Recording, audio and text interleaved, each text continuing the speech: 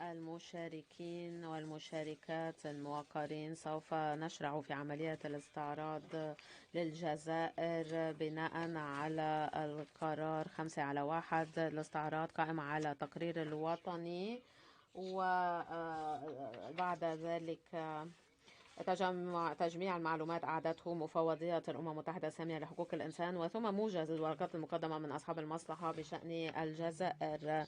والآن أتشرف بإعطاء الكلمة لصاحب السعادة السيد الأزهر سوالم، السفير والمندوب الدائم للجزائر لدى الأمم المتحدة والمنظمات الدولية الأخرى في جنيف، لتقديم الوفد. تفضل سيدي.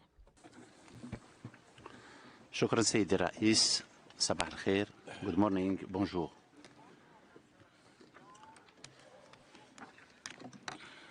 شكرا سيدي الرئيس على الكلمة.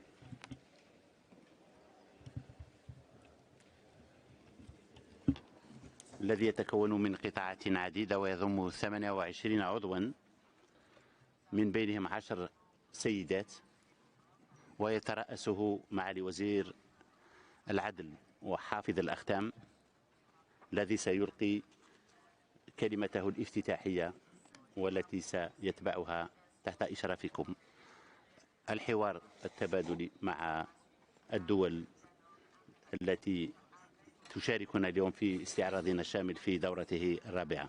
أشكر جزيل الشكر أمانة السكرتارية التي قدمت العروض المتعلقة بتقرير الجزائر، ونتطلع لحوار تفاعلي مثمر بين الوفد الجزائري والدول أعضاء مجلس حقوق الإنسان وأعضاء الأمم المتحدة. شكرا سيدي الرئيس.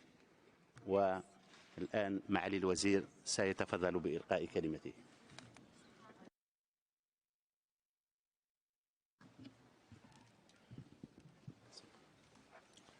سيد الرئيس، أصحاب السعادة السيدات والسادة، اسمحوا لي في البداية أن أتوجه بخالص شكري إلى رئيس مجلس حقوق الإنسان ومكتب المفوضية السامية، وكذلك إلى أعضاء المجموعة الثلاثية إريتريا، باكستان والبرازيل، وإلى جميع البلدان المشاركة في هذا الاجتماع.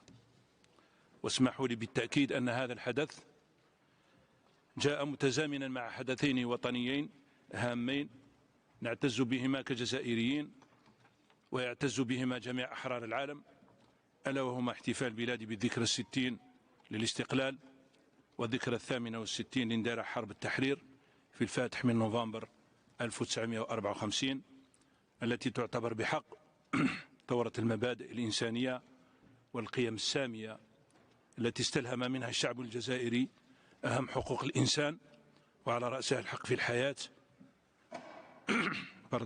والحق في الحرية والعيش بسلام. كما لا يسعني إلا أن أكرر تقديرنا لجميع دول العالم التي جددت ثقتها في بلدي بمناسبة الانتخابات التي جرت في أكتوبر الماضي في الجمعية العامة للأمم المتحدة، والتي سمحت وبأغلبية ساحقة بانتخاب الجزائر كعضو جديد في مجلس حقوق الإنسان للولاية 2023-2025. السيد الرئيس، يسعدني اليوم نيابة عن الحكومة الجزائرية أن أقدم لكم التقرير الدوري الذي يهدف إلى إعطاء صورة صادقة للإنجازات التي تحققت منذ تقديم تقريرنا في مايو 2017 من خلال تنفيذ ومتابعة التوصيات المقبولة وتسليط الضوء على التحديات والعقبات التي تعيق التنفيذ الكامل لحقوق الإنسان في الجزائر. من خلال تقديم هذا التقرير في الوقت المحدد والمثول أمامكم للمرة الرابعة على التوالي، فإن الجزائر تتشرف بالوفاء بها الالتزام الذي أسسه مجلسنا على العالمية والحيادية وعدم التسييس، وركز على الحوار البناء والتعاون ضمن هذه الآلية المبتكرة والتي تكرس المساواة في المعاملة بين الدول. وسيبقى الوفد الجزائري تحت تصرفكم خلال هذا الفحص يقيس التوقعات، وأحيانا يتلقى عدم الرضا. وسنتحدث إليكم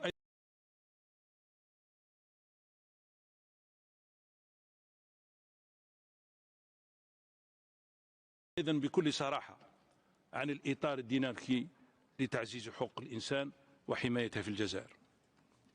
سيد الرئيس، شهدت بلاد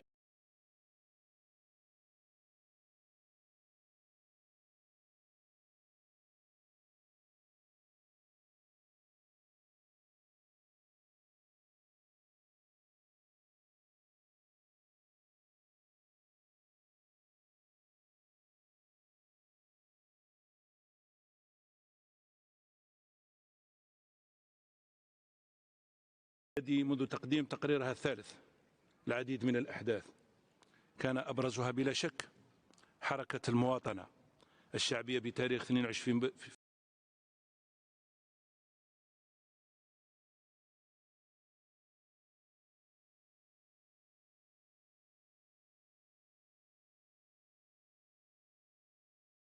فبراير 2019 المعروفة بالحراك، والذي كان اختبارا مبدئيا فوق العادة من خلال الطبيعة السلمية لمظاهراته والتعبئة الشديدة لمكوناته وإلهامه الذي تجاوز الخصومات الحزبية والحساسيات الجمعوية وإلى حد كبير الأنانيات الشخصية.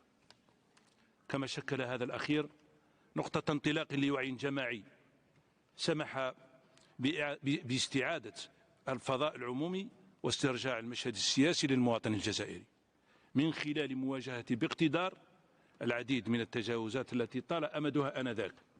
وكانت هذه الهبة بحق كذلك معلما إضافيا على طريق إنجازات الشعب الجزائري الباسل، وفرصة متجددة له للتأكيد على تمسكه بالقيم الواردة في إعلان نوفمبر 1954 وبأساسيات الدولة الجزائرية.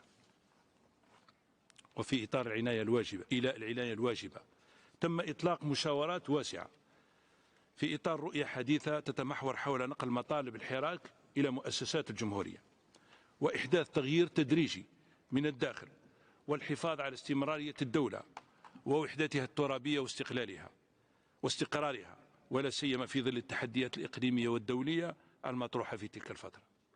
هذه المشاورات التي تم إثراؤها بفضل مساهمات الفاعلين السياسيين والحركة النقابية وأرباب العمل والنقابات العمالية والمجتمع الأكاديمي وصناع الرأي والشخصيات الوطنية وجميع أصحاب النوايا الحسنة، جسدت نهجا قويما استبعد ونأى بنفسه عن المغامرة السياسية لفترة انتقالية دون آجال محددة أو آفاق واضحة المعالم، وتفضيل مسار إضفاء الشرعية الدستورية على المؤسسات بتمكين المواطنين من التعبير عن رغباتهم من خلال بدء عملية انتخابية في 12 ديسمبر 2019 أسفرت عن انتخاب السيد عبد المجيد تبون رئيسا للجمهورية.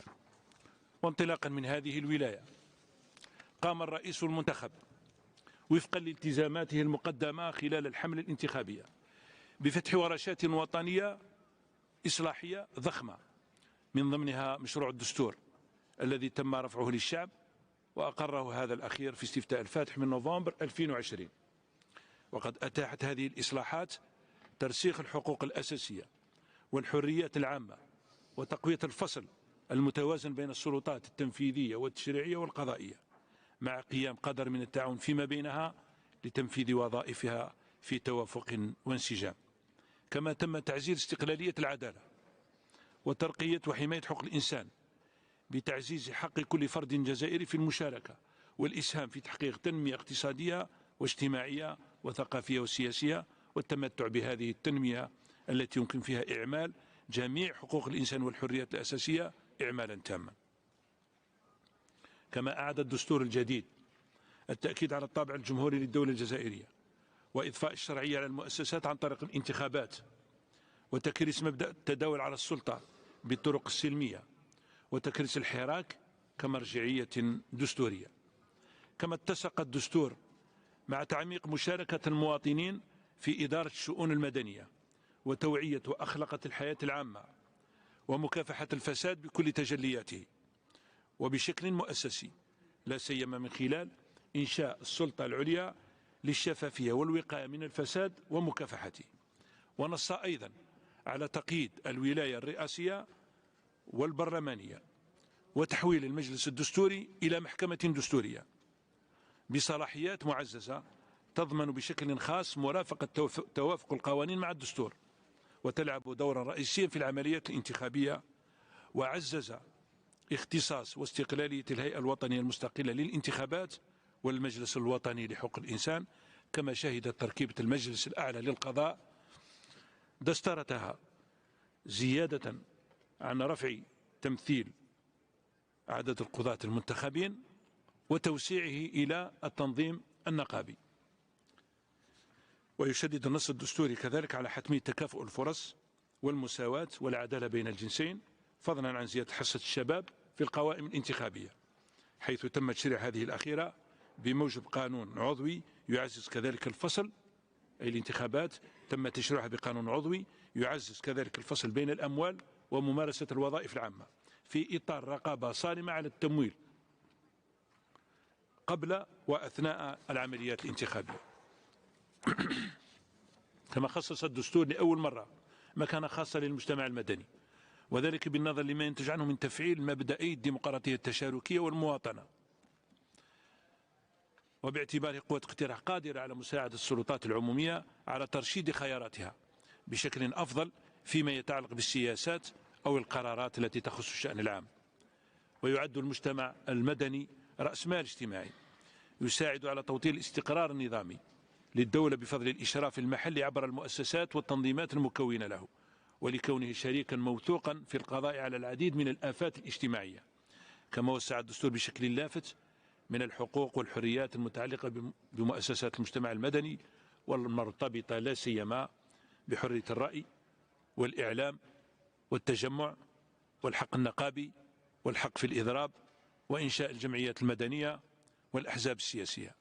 وتتسق هذه المشاركة الواعدة للمجتمع المدني مع دسترة المرصد الوطني للمجتمع المدني والمجلس الأعلى للشباب، اللذين يبشران بجزائر جديدة تقوم على مبادئ الإدماج ومشاركة المواطنين وتعزيز قيم العدالة والديمقراطية الاجتماعية. كما عمل بلدي على موائمة تشريعاته الوطنية لحقوق الإنسان مع مقتضيات الدستور والالتزامات الدولية، لا سيما القانون المتعلق بحماية الأشخاص الطبيعيين في معالجة البيانات الشخصية وتنصيب السلطة المختصة بذلك، وقانون الإجراءات الجزائية، والقانون المتعلق بممارسة الحقوق النقابية. كما تم اعتماد نظام انتخابي جديد ينظم الانتخابات ويضمن الرقابة التامة على العملية الانتخابية من قبل سلطة مستقلة في جميع مراحلها بما يكفل شفافيتها ونزاهتها احتراما لإرادة الناخبين. كما تواصل الجزائر هذا المنحى مراجعة لا سيما القانون الخاص بمنع ومكافحة الاتجار بالبشر والقانون المتعلق بحماية الأشخاص المعوقين والنهوض بهم. أما فيما يتعلق بالآليات المؤسساتية فقد خصص الدستور مكانة أساسية للمجلس الوطني لحقوق الإنسان الذي يطلع بمهمة رصد وتقييم وإنذار مبكر لكل ما يتعلق باحترام حقوق الإنسان. كما تدرس هذه المؤسسة أي حالة محتملة لانتهاك حقوق الإنسان يتم ملاحظتها أو عرضها عليها وتتخذ أي إجراء مناسب بهدف المساءلة وجبر الضرر.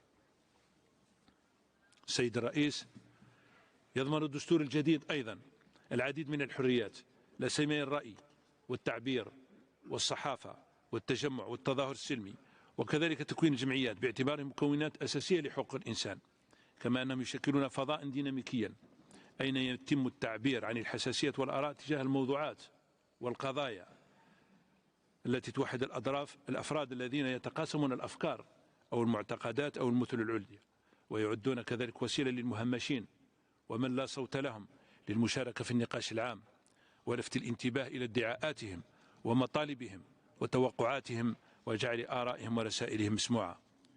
إن ممارسة هذه الحريات فضلا عن كونه يعد مؤشرا على الحالة الصحية لديمقراطية المجتمعات فهي تساهم في إمكانية قياس حركية ودرجة الوعي وتفاعل المجتمع بشأن قضاياه المجتمعية الهامة، إضافة إلى كونها إطارا لتوجيه توقعات ومطالب المواطنين بشكل سلمي حول هذه القضايا. وضمن هذا الإطار أقر الدستور أحكام جديدة تضمن حرية تكوين الجمعيات المدنية وتفعيل دورها ومنحها استقلالية أكبر لتصبح كيانا موازيا خدمة للشأن العام من خلال تبسيط إجراءات تكوينها بالإعلان البسيط، إلى جانب حرية تأسيس الصحف والنشر وحرية التجمع والتظاهرات السلمية. وضمن هذا المنحى تم إطلاق ورشات لتكييف القوانين ذات الصلة مثل القانون المتعلق بالجمعيات، وإعداد مشروع قانون جديد بشأن حرية التجمع والتظاهر السلمي مستوحى من الممارسات الفضلى ومقتضيات القانون الدولي لحقوق الإنسان. سيد الرئيس، إن حرية الرأي والتعبير يجب أن لا تكون أداة تخريب أو ناقل لنشر العنف أو خطاب الكراهية بما يؤدي إلى تهديد النسيج الاجتماعي للدول. ذلك أن الثورة الرقمية التكنولوجية والمعلوماتية بقدر القيمة المضافة التي قدمتها للإنسانية في سبيل تعزيز الترابط الرقمي ودعم حرية الرأي والتعبير والتواصل، فهي لا تزال تطرح تحديات جسيمة، حيث أصبحت مصدرا لتدفق المعلومات المغلوطة مع ما يمثل ذلك من تهديد لاستقرار المؤسسات الديمقراطية واقتصادية الدول وحقوق الإنسان، لا سيما في ظل الأزمة الصحية الأخيرة وما رافقها من إشاعات شكلت في العديد من الحالات تهديدا للصحة العقلية والنفسية والجسدية للمواطنين. يضاف إلى ذلك العديد من الانتهاكات الراهنة التي تمس بحرية التعبير على غرار انتهاك الخصوصية أو سرية المراسلات، لا سيما تجاه مسؤولين حكوميين أو منتخبين. إن هذا العنف التعبيري الذي يذاع من طرف مجهولين أو أصحاب آراء أحادية على الشبكات الاجتماعية لا يساهم في إثراء القيم الديمقراطية، كما أن مؤلفوه يفتقدون للشرعية بتقمصهم زورا لألقاب ووظائف أو حتى بتقديم أنفسهم كضحايا مفترضين. سيد الرئيس، لا يوجد في الجزائر ما يسمى بجريمة الرأي والصحافة ولا عقوبة سالبة للحرية بالنسبة للمتهمين أو للمهنيين الإعلاميين في إطار ممارسة وظائفهم. وترتبط الحالات النادرة التي تم الإفراط في استغلالها عمدا من قبل شبكات التواصل الاجتماعي لأفراد تمت مقاضاتهم بناء على واقع القانون العام ولا علاقة لهم بحرية التعبير، ولا يتمتعون بوضع صحفي أو لديهم اعتماد وطني لصالح مؤسسة صحفية أجنبية. وكما هو الحال في أي بلد آخر، فإن القاضي الجزائري ملزم بموجب القانون بتلقي الشكاوي والتحقيق فيها ومتابعتها مع الاحترام الصارم لحق الدفاع وضمان إجراء المحاكمة العادلة وفقا للمعايير الدولية. في هذا الصدد أود أن أشير إلى صياغة الحكومة الجزائرية لمشروع قانون أساسي يتعلق بالإعلام سيقدم قريبا إلى البرلمان، وسيحدد هذا النص الجديد شروط ممارسة هذه المهنة النبيلة والحقوق والالتزامات والضمانات القانونية المترتبة عليها، وسيحمل في طياته إجابات لتوقعات الشركاء ومهنيي القطاع الذين تمت استشارتهم على نطاق واسع خلال عملية الإعداد، والذين شجبوا بدورهم انتحال صفة الصحفي من قبل أشخاص خارج المهنة. وستخضع ممارسة هذه الحقوق في اتساق مع القانون الدولي والدستور لقواعد محددة من شأنها منع التجاوزات أو الاعتداءات المحتملة على النظام العام أو الصحة العامة أو راحة المجتمع أو الأداء المنتظم للخدمات أو المؤسسات العامة. السيد الرئيس، لا يمكن للديمقراطية استيعاب السلوك الذي ينتهك كرامة الناس، كما لا يمكن أن تستند حرية الرأي والتعبير أو التظاهر على منطق التخريب أو الدعوات إلى التمرد أو حتى الانفصال أو لأغراض ومحاولات أخرى للتحايل على العملية الانتخابية بغية الوصول إلى السلطة خارج القنوات الدستورية. كما لا يمكن أيضا ترسيخ الديمقراطية إلا في إطار الشفافية اللازمة، لا سيما فيما يتعلق بمصادر تمويل الفاعلين السياسيين أو الجمعيات، وإعمال واجب المساءلة وفق القواعد والإجراءات التي يحددها القانون. سيد الرئيس، على صعيد آخر، إن الإرهاب وباعتباره ظاهرة عابرة للحدود يعد تهديدا خطيرا للنماذج التنظيمية للمجتمعات البشرية، ويشكل تهديدا لأمن الدول واستقرار المجتمعات، ويقضي بمظاهره العنيفة على قيم الإنسانية وأسس حقوق الإنسان، ويغذي هذه الظاهرة أشكال عدة على غرار الفكر المتطرف والرفض العنيف للاختلاف. وفي هذا السياق اتخذت العديد من الدول التي تواجه التهديد الإرهابي والتطرف العنيف تدابير لمكافحتهما للمحافظة على ديمومة الدولة واحترام حرية المواطنين. وتستند هذه التدابير إلى واقع الدول المعاش، ويتناسب مع حجم الظاهرة، دوافعها ووسائلها وصورها وشدة تهديدها. وفي هذا الإطار من غير المجدي توقع وجود استجابة موحدة ومعيارية لهذا الشكل من الجريمة. ويستغل الإرهاب مساحات الحريات التي توفرها المجتمعات الديمقراطية من أجل الاستفادة من هذه الفرص المتاحة لنشر وإظهار عدم التسامح وإقصاء الآخر ورفض التعايش والعيش معا بسلام. ويطور الإرهاب القدرة على البقاء والعودة والتكيف والتطور والتنقل، ويختفي حيث تتم مكافحته بشكل فعال، وينتشر حيثما تكون الظروف مواتية له. كما يستخدم في بعض الأحيان واجهات حقوق الإنسان كغطاء عن طريق استغلال الأطر القانونية والسياسية والإعلامية وأحيانا النقابية، لا سيما من خلال الاعتماد على الشبكات الاجتماعية وباستغلال أدواتها لوصم التنوع والتميز ضد فئات المجتمع، وتغذية دعاية الكراهية ضد المؤسسات والدعوة إلى العصيان المدني والانفصال. لذلك تعد مكافحة هذه التهديدات تحديا يواجه البلدان بشكل فردي وجماعي. وفي هذا الصدد حشد المجتمع الدولي جهوده لتجريم الإرهاب ومنع التطرف المفضي إليه وقمع تمويله، وكذا محاربة مظاهره بكل تجلياته وفق ما ينص عليه القانون وفي احترام تام لحقوق الإنسان. من جهتها تعتبر الجزائر أن محاربة الإرهاب هي معركة للدفاع عن قيم الديمقراطية وحقوق الإنسان وليس لتقويضها، ولهذا السبب انخرطنا في هذه الديناميكية، واستجاب بلدنا لهذا المطلب معتبرا نفسه جزءا من هذا الالتزام، لا سيما بتكييف إطاره القانوني لمكافحة الإرهاب بما يتماشى والمعايير الدولية لحقوق الإنسان، ولأجل أن يضمن لعيشه الوقاية والحماية، وأن يضمن لشعبه الوقاية والحماية التي يحق له أن ينتظرها منه في مواجهة أي شكل من أشكال الفوضى أو انعدام الأمن.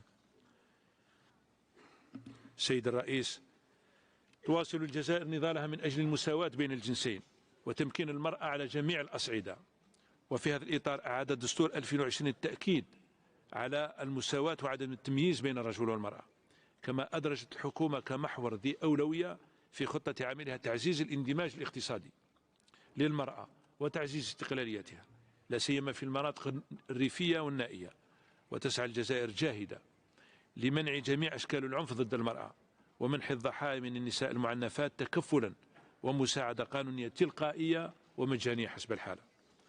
وفيما يتعلق بالحريات النقابية، وهي حق دستوري آخر يكفله القانون، فقد سمحت هذه الأخيرة ل 160 نقابة عمالية ومنظمة لأصحاب العمل من تأكيد حقوقها، لا سيما من خلال عقد 21 اجتماعا ثلاثيا منذ تأسيسها و14 اجتماعا ثنائيا، الشيء الذي مكن النقابة وأصحاب العمل والحكومة من الاتفاق على الصيغ التوافقية للحفاظ على التوظيف وتعزيز الحماية الاجتماعية وتحسين القدرة الشرائية، وبالتالي تعزيز الحوار الاجتماعي الوطني.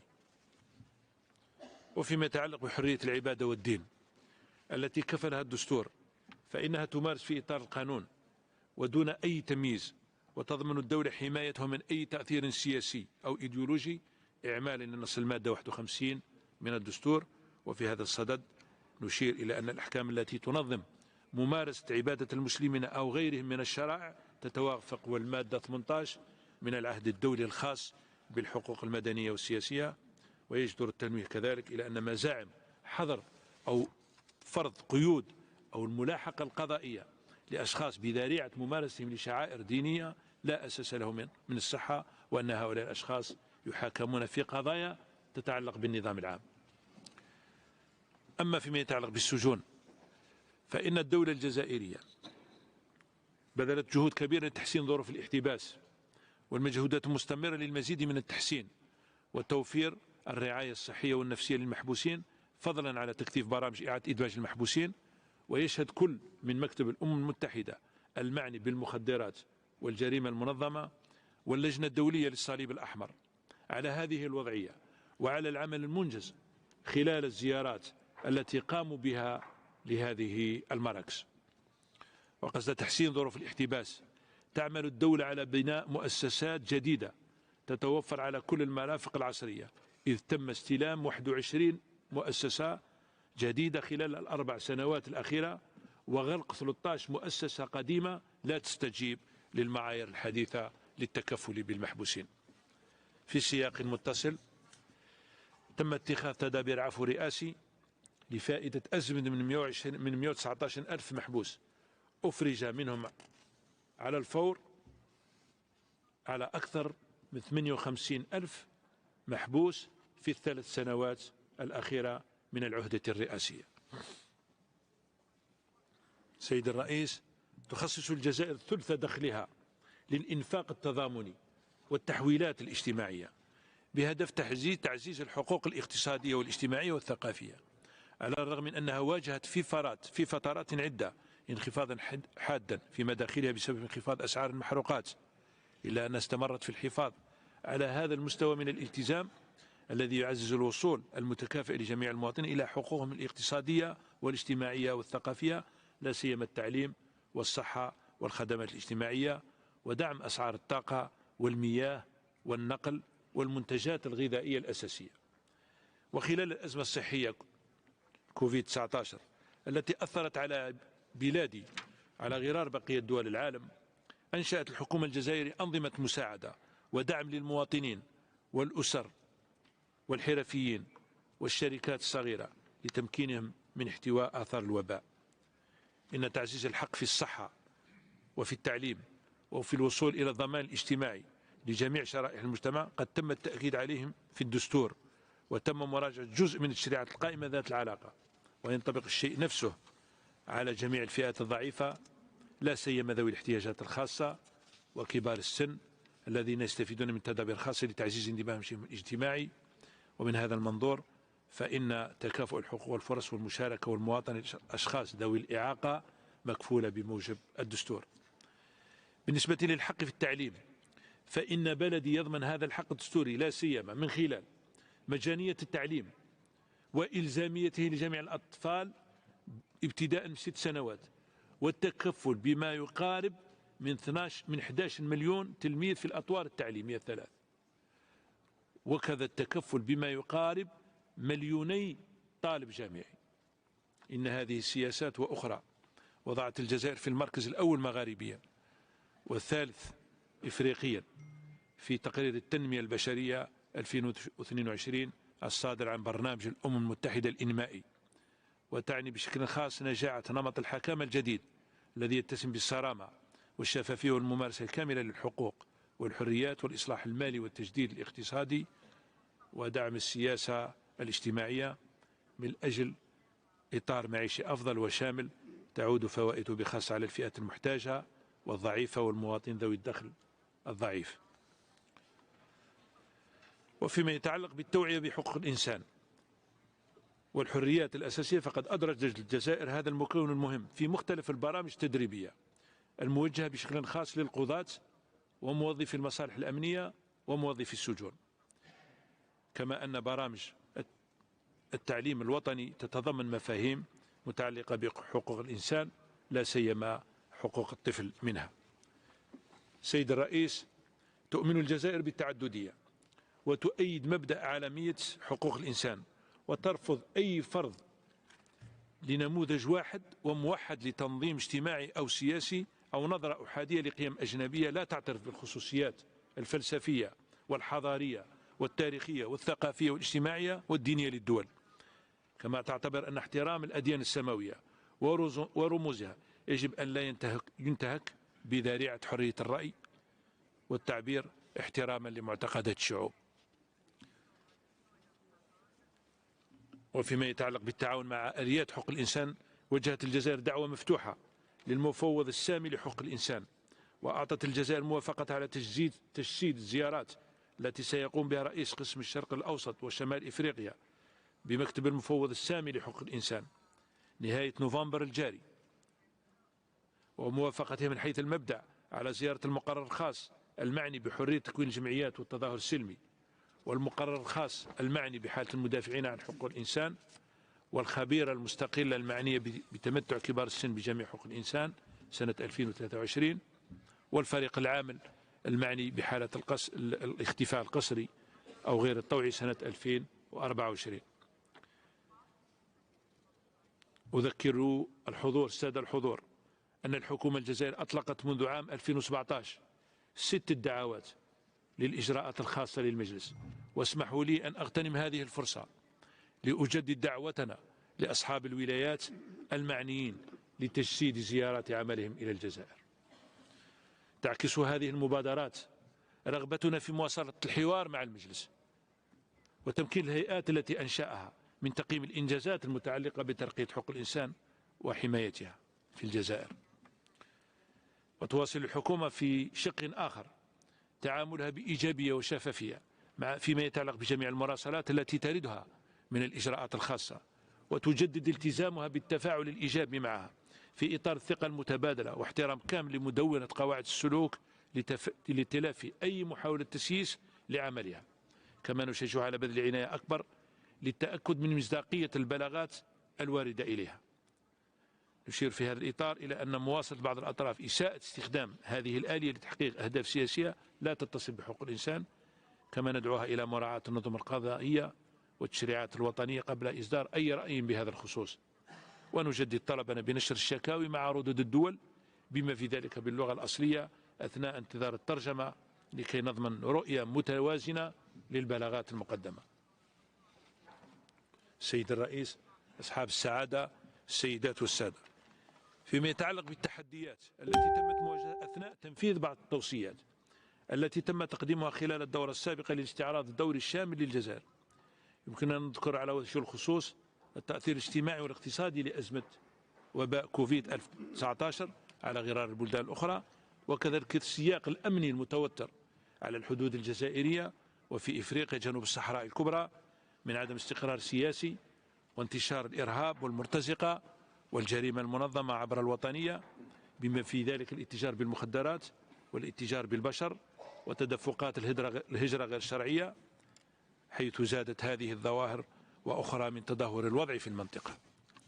تكرس الجزائر موارد كبيرة لتضمن بالتعاون مع دول الجوار عملية احتواء هذه التهديدات وضمان الاستقرار المنطقة. في الختام، أجدد التزام الدولة الجزائرية الثابت بالعمل من أجل تعزيز حقوق الإنسان وحمايتها وجميع حقوق الإنسان في أي مكان في العالم، بما في ذلك لصالح الشعوب الواقعة تحت السيطرة الاستعمارية أو الأجنبية، من منطلق واجب التضامن مع الضحايا ومن لا صوت لهم أو لأولئك الذين يفتقدون مكانا تحت الشمس. أشكركم على كرم الإصغاء، والسلام عليكم ورحمة الله تعالى وبركاته.